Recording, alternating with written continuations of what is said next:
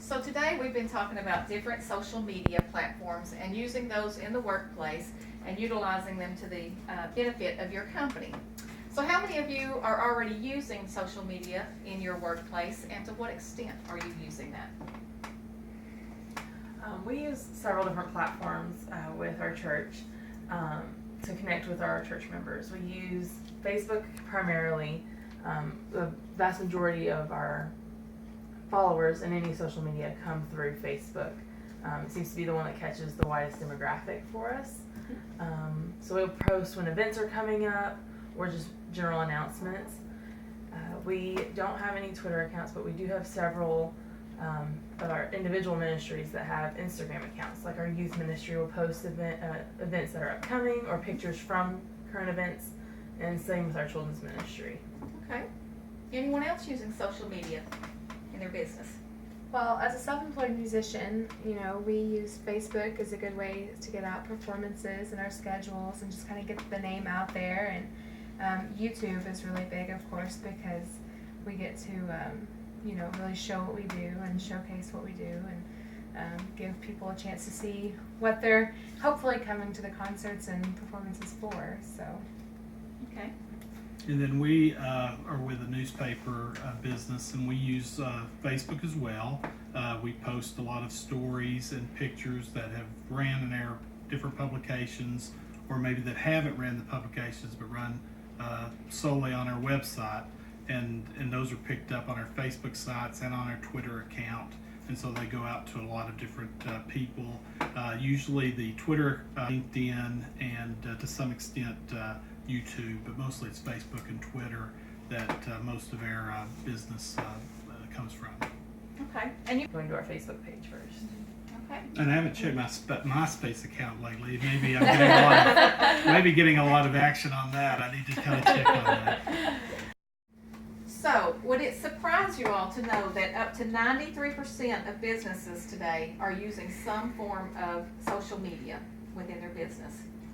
I don't find that very surprising. I know that, a lot of the younger, fresh out of college students, they're big on social media, like we were already talking about, and they have the Facebook, and they have Twitter, and they have, now they're even getting LinkedIn accounts, and it's just, I think that is a much easier way to get job announcements out and get, the fact that they're looking for people out in public, for those people to know that are looking for jobs, that these jobs are available. Right. So, And it's free. yeah. The most basic service of all of these is free. I'm sure there's more than I even know among each of these. I know with Facebook you can boost your posts to have more people reach, but that costs a little bit more. But if your budget is nothing, which most of the time ours is, Yeah. we can use it and catch more people, capture more of an audience than who's going to our website, because that's a very intentional path. Right. So y'all told why you think the number is so high. Simon Mainwaring, who is a branding consultant, and he said one of the greatest challenges companies face in adjusting to the impact of social media is knowing where to start. So for those of you that have already implemented social media in your businesses, talk a little bit about where you started and how you knew where to start. Well, I think that one of the mistakes that a lot of companies that we deal with in our business, they forego creating their own website. There's a lot of companies that, say, well, you don't need a website, you just have a presence on Facebook. But it seems to me that skipping what I would call the first step to development of a digital doorway for your business or your organization, or if you're self-employed, that business that you're in, whether it's Facebook, Twitter, YouTube, or whatever, a website base is something that you can refer back to with all of these different social mediums. And I just think that it's very important that you have that kind of base that you do, particularly if you're have your smartphone out and you're looking for a particular church, or if you're looking for a particular talent, or if you're looking for a particular media, in a particular area. I think that having that website is very important. If not, you're going to come up with different programs that kind of rate what your business is, but they really don't get your message because it's really not out there. And I agree because I know that anytime I go to Facebook or Twitter or anything, I'm always looking for a website link because I want more information because there's only so much that you're going to put or even going to want to put on social media. And when you're looking for a performer, it's very helpful for them to have their own personalized website because you can go to that website and they have their biography, their resume, even extra, excerpts from them performing or, showcasing their talent. And it's nice to have that extra, like you said, direct page to go back to for a reference later on.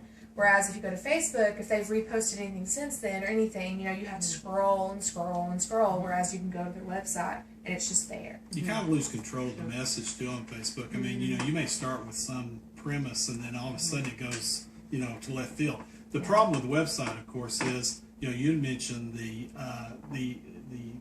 there's no expense to Facebook and to these other media opportunities on social media. So there is an expense to maintaining a website. So it's kind of there's upsides and downsides, I guess, to it in that it does cost more to maintain the website, but you're able to control the message, I guess, a little bit more ultimately when you do that.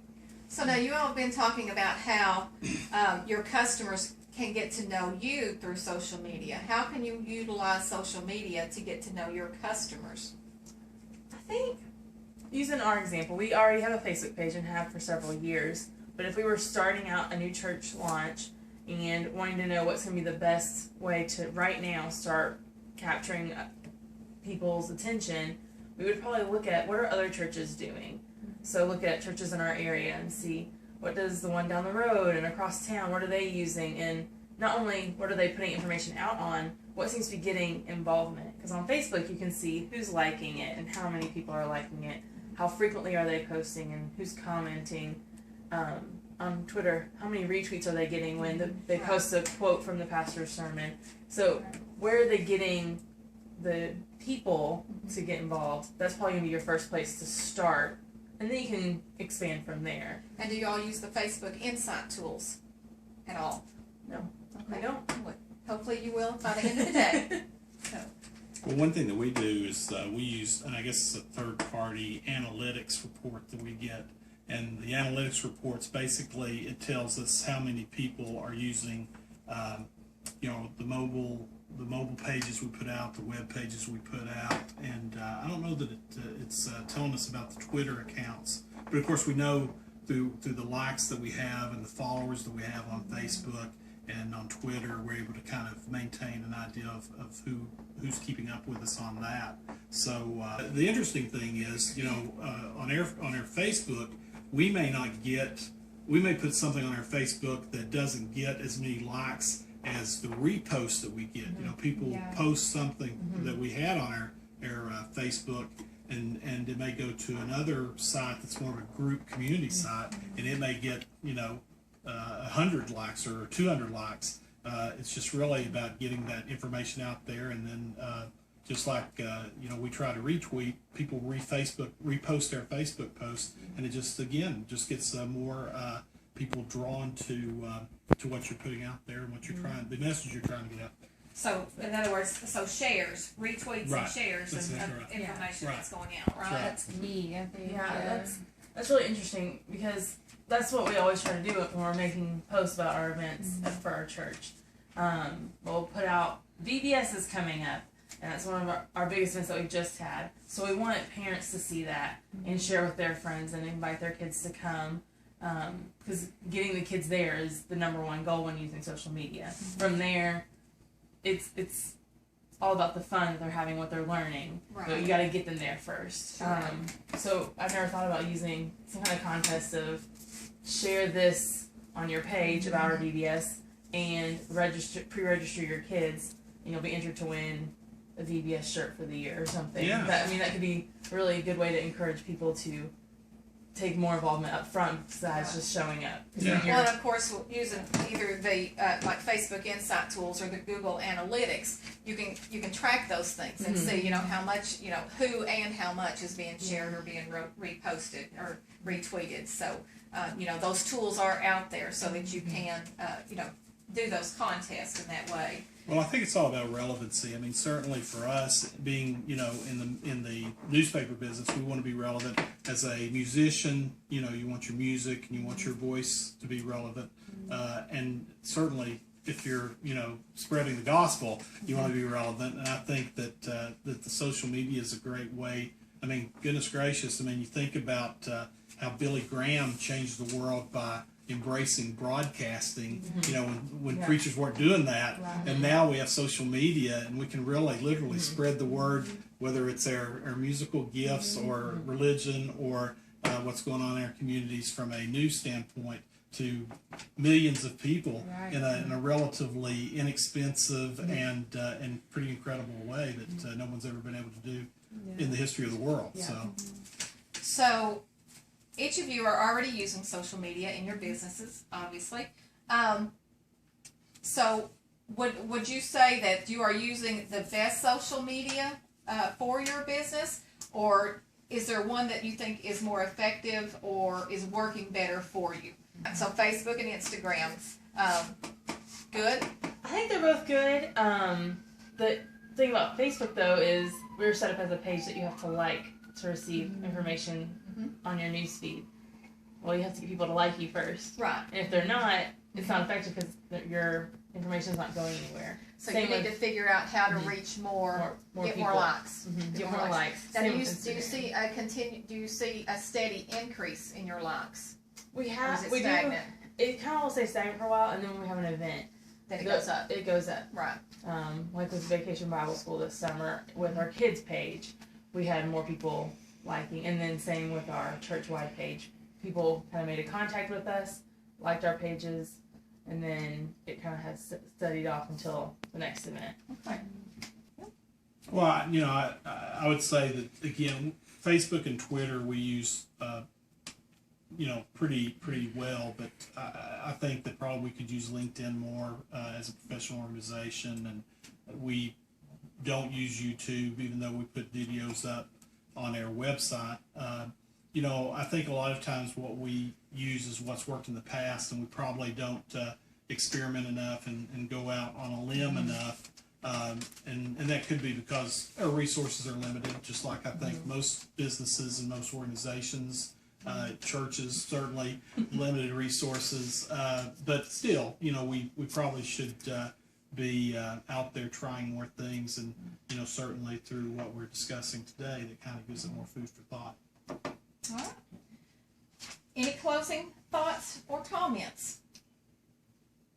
I think that knowing the power of social media is important because it is something that most of our world has bought into. Right. And spend most of their time on whatever device scrolling through various feeds, depending on what platform it is.